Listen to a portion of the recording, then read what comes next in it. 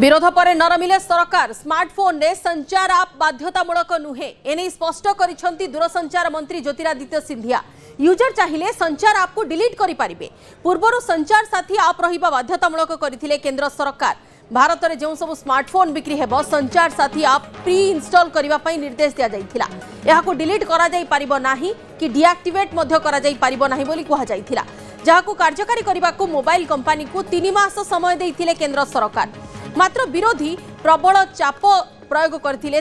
विरोधी प्रबल चाप आगर नरमिछंती केंद्र सरकार। एई आप जरिया रे सरकार मोबाइल व्यवहारकारी ऊपर नजर रखा चाहूंती बोली अभियोग करथिले विरोधी।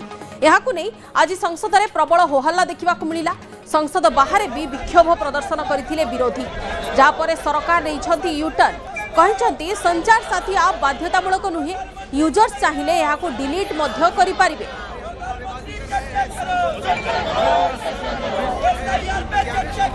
So it is a snooping app. I mean, clearly it's ridiculous. Now, where else do they want to, I mean, citizens have their right to privacy. Even all of you must be having a right to privacy to send your own messages to family, friends without the government looking at everything. It's not just one thing.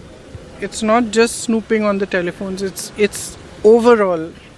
They are turning this country into a dictatorship in every form. You ask me every day why Parliament is not functioning. It's not functioning because they are refusing to talk about anything.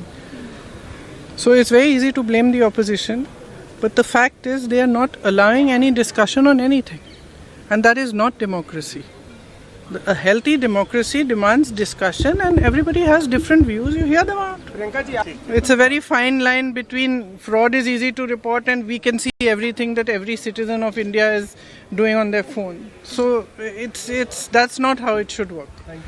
There should be an effective system to report fraud, and we've discussed this at great length on cyber security and this and that, and definitely there's a need for cyber security, but that doesn't mean that it gives you an excuse to go into every citizen's telephone.